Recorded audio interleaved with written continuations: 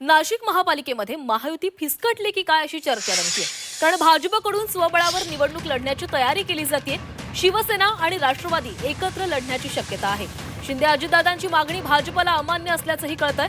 भाजपकडून 122 जागांवर स्वबळावर निवडणूक लढण्याची तयारी पूर्ण झाल्याची देखील माहिती समोर आली आहे। शिवसेना 50 तर राष्ट्रवादीच्या 30 जागांची मागणी भाजपला अमान्य असल्याचं सूत्रांकडून कळतंय।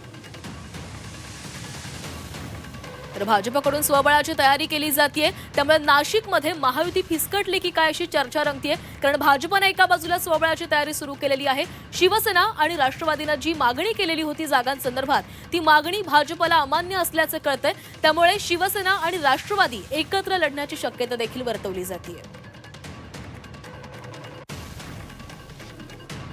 शिवसेना आणि राष्ट्रवादी एकत्र लढू शकते। अजितदादा आणि शिंदे यांनी जागांसंदर्भात जी मागणी केलेली होती ती मागणी भाजपकडून अमान्य करण्यात आलेली आहे। शिवसेनेनं 50 तर अजितदादांनी 30 जागांची मागणी केलेली होती। शिवसेनेकडून भाजपकडे 50 जागांची मागणी, भाजप 38 ते 40 जागा देण्याच्या भूमिकेमध्ये आहे। 50 जागा न मिळाल्यास स्वबळावर लढणार असं गोडसेंनी सांगितलेलं आहे। महायुतीमध्ये जागा वाटपावरून रस्सीखेच सुरू आहे।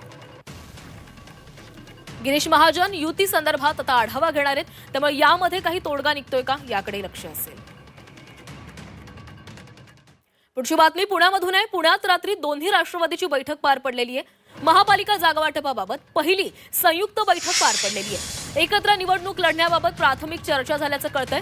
राष्ट्रवादी शरदचंद्र पवार पक्षानं 40 जागांचा प्रस्ताव दिल्याची माहिती सूत्रांनी दिली आहे। अजितदादांच्या पक्षाकडून 30 जागा देण्याची तयारी आहे। अंतिम निर्णय सुप्रिया सुळे आणि अजित पवार घेणार असल्याचंही सूत्रांनी सांगितलेलं आहे। बैठकीला दोन्ही गटाचे प्रमुख नेते उपस्थित होते।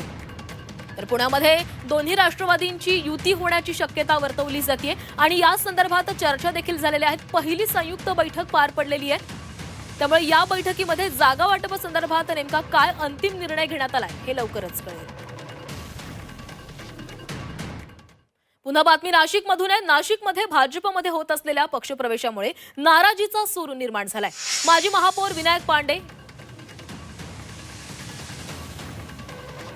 तिथं आहेत, परंतु माझं काम मी तिथं करत असलेलं सर्व कार्य म्हणजे गेली 60-70 वर्ष 80 वर्ष माझ्या वडिलांपासून माझ्या मोठ्या भावापासून आणि मी स्वतःसुद्धा त्या लोकांसाठी काम करतो आणि म्हणून ते लोक पक्षविरहित कुठलाही विचार हे न करता